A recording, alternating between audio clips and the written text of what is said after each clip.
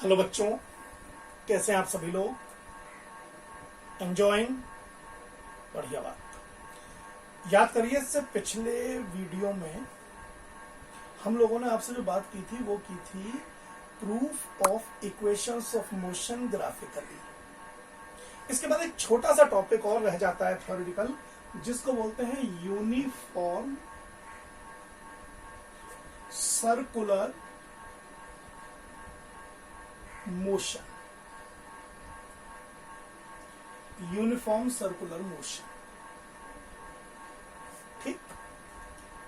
Uniform circular motion को properly समझने के लिए हमें थोड़ा सा एक कॉन्सेप्ट चाहिए। मान लीजिए मैंने एक ऑब्जेक्ट के पाथ को देखा और it is moving like this. मुझसे किसी ने यह कहा कि क्या इसकी स्पीड फिक्स है? मैं कहूंगा मे बी, हो सकती है। किसी ने मुझसे पूछा कि सर क्या इसकी वेलोसिटी फिक्स है? मैं कहूंगा भाई मैं कोई ऐसी गारंटी नहीं दे सकता, because it is changing its direction. ऐसे कहला, ये मैं उसके पाथ को ही ट्रेस कर रहा हूं, ये कोई मैं ग्राफ प्लॉट नहीं कर रहा हूं, ये उसका पाथ है। जब वो यहां पर था तो उसकी वेलोसिटी, मान लीजिए, वेलोसिटी निकालने का तरीका है, इस कर्व पर एक ऐसी लाइन ड्रॉ करो जो इसको टच करती हुई जाए, ऐसे। तो इस पॉइंट पर यह है वेलोसिटी की डायरेक्शन। जब वही यहां होगा, मान लीजिए तो यहां ले लेते हैं, तो इसको मुझे ऐसे और टच करना पड़ेगा, तो यह है वेलोसिटी की डायरेक्शन। जब कहीं यहां होगा तो it is the direction of velocity, यहां होगा then it is the direction of velocity, जब यहां होगा it is the direction of velocity. तो when object is moving in such a path, तो हो सकता है कि इसकी स्पीड हर जगह फिक्स हो। मैं ये नहीं कह रहा हूं फिक्स नहीं हो सकती, हो सकती है फिक्स हो सकती है चेंज भी हो रही हो, लेकिन वेलोसिटी पक्का चेंज हो रही है, कम से कम इन पॉइंट्स पर तो जरूर। क्यों? Because the direction of velocity is changing, and remember that velocity is a vector quantity, और वेक्टर क्वांटिटी में न्यूमेरिकल वैल्यू चेंज हो जाए तब भी क्वांटिटी में चेंज आता है, और अगर उसकी डायरेक्शन चेंज हो जाए तब भी वेलोसिटी में चेंज आएगा। किसी भी वेक्टर क्वांटिटी में चेंज आएगा अगर उसकी डायरेक्शन या मैग्नीट्यूड में से कोई एक या अगर दोनों चेंज होते हैं, then there will be a change. समझ रहे हैं आप ये बात? चलिए, तो हमें यह समझना चाहिए कि वेलोसिटी निकालने के लिए मुझे उस पाथ पर एक ऐसी लाइन टच करनी होती है जो उस पाथ पर, जिस पॉइंट पर भी मुझे वेलोसिटी की डायरेक्शन निकालनी है, उस कर्व को सिर्फ उसी पॉइंट पर टच कर रही है। Such type of lines are called tangents, इन्हें टेंजेंट बोलते हैं। तो ये मैंने टेंजेंट ड्रॉ की, ठीक। अगर ये चीज हमारी समझ में आ गई है तो हम अब आसानी के साथ यूनिफॉर्म सर्कुलर मोशन को समझ सकते हैं। चलिए, let me see how. Let me first know the meaning of uniform circular motion. देखिए, if an object moves on a circular path with fixed speed, याद रखिएगा मैंने स्पीड को फिक्स रखा है, then its motion is uniform circular motion। ये basic सी definition है, बिल्कुल बुकिश नहीं है, लेकिन समझने के लिए बिल्कुल ठीक है। तो ये मैंने एक बेसिक यहां डेफिनेशन आपके सामने ड्रॉ बता दी। अब यहां जो समझने वाली बात है वो क्या है? पॉइंट नंबर 1, इस पूरे पाथ में direction of motion changes continuously, so velocity changes continuously. पहली बात। दूसरी इंपॉर्टेंट बात, अगर वेलोसिटी चेंज हो रही है तो मोशन जो होगा वो एक्सेलरेटेड होगा। क्यों होगा? एक्सेलरेशन तब होता है किसी भी ऑब्जेक्ट में जब उसकी वेलोसिटी में चेंज हो रहा है, और यहां पर यही हो रहा है। यहां पर वेलोसिटी में चेंज हो रहा है, और क्योंकि वेलोसिटी में चेंज हो रहा है इसका मतलब acceleration will be there, v minus u is there, और टाइम तो लग ही रहा है तो v minus u upon t is also there. इसका मतलब there is a change in velocity, and if there is a change in velocity there must be an acceleration.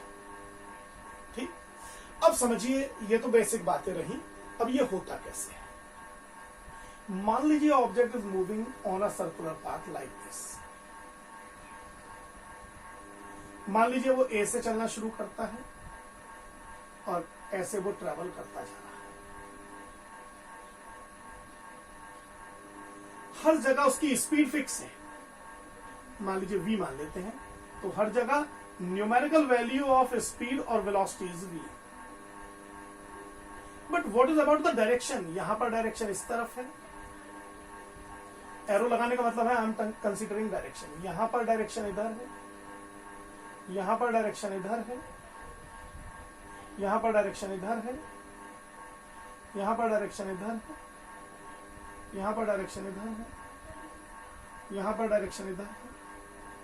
So every time the numerical value is fixed but the direction of motion is continuously changing. जब ऐसा हमारे सामने कभी scenario आता है तब हम कहते हैं कि भाई ये यूनिफॉर्म सर्कुलर मोशन है, because the speed of the object is fixed, but because the direction of motion is continuously changing, so velocity is also treated as changing velocity, and that is why it is also an accelerated motion. अच्छा, इसमें एक और थोड़ा सा ध्यान रखने वाली बात है, हालांकि डायरेक्टली आपके सिलेबस का पार्ट नहीं है। क्वेश्चन राइज ये होता है कि भाई हम अगर मान लीजिए फिक्स स्पीड निकालनी हो तो कैसे निकालेंगे? ये तो आपके सिलेबस का पार्ट है। लेकिन अगर एक्सेलरेशन निकालना हो तो कैसे निकालेंगे? मैं बता देता हूं दो, पहले तो वो बता दूं जो आपकी स्पीड का पार्ट है। अगर इसमें आपको स्पीड चाहिए तो उसका फॉर्मूला होता है total distance cover 2πr, where r is the radius.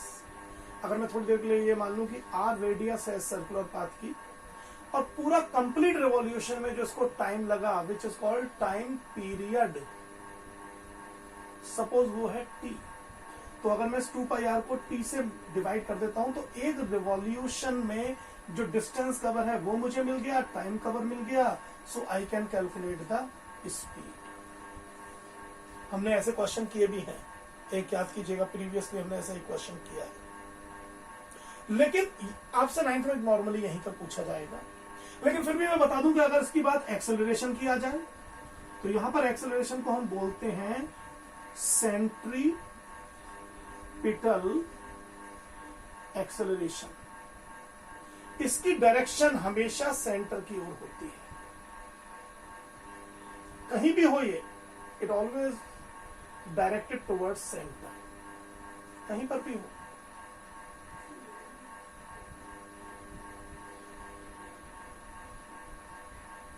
और इसकी वैल्यू निकालने का भी तरीका होता है। एक्सेलरेशन की वैल्यू होती है v स्क्वायर अपॉन r।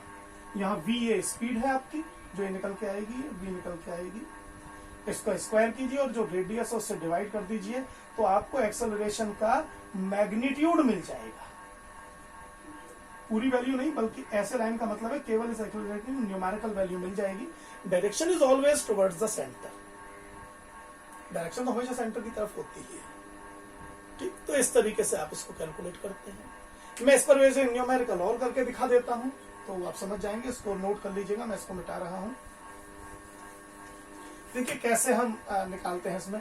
मान लीजिए मुझसे किसी ने ये कहा कि एक ऑब्जेक्ट है सर, वो ट्रेवल कर रहा है on a circular path of radius suppose 88 metre, और इसको पूरे रिवॉल्यूशन में टाइम लगता है 50 सेकेंड। रेडियस दे रखी है 88 मीटर, मैंने जानबूझ के 88 ली है, इसलिए ली है जिससे कैलकुलेशन इजी हो जाए। तो जो यहाँ पर इसकी एवरेज स्पीड निकल करके आएगी, जिसको हम यूनिफॉर्म स्पीड बोल रहे हैं, वो आएगी 2 pi R upon total time period, it is 2 into 22/7 into 88, गड़बड़ हो गई, डिवाइडेड बाई 50। अब हो गई तो हो गई, क्या कर सकते हैं। So it will be 2 into 22, 2 जा 44 इंटू 88 डिवाइडेड बाई 7 इंटू 50। अब ये जो भी निकल करके आए, ये हमने मीटर में माना है और ये हमने सेकंड में माना है, तो speed will be a certain value in metre पर सेकंड। तो इस तरीके से हम अगर चाहें तो आसानी के साथ ये निकाल सकते हैं बच्चों, बिना किसी प्रॉब्लम के। ठीक, ये हमारा थ्योरेटिकल लास्ट पोर्शन था। इसके बाद जब हम आगे असाइनमेंट कराएंगे, बहुत सारी चीजें करेंगे, तब ये धीरे धीरे करके चीजें हमें क्लियर हो जाएंगी। चलिए, एक छोटा सा वीडियो यहीं खत्म करते हैं। All the best.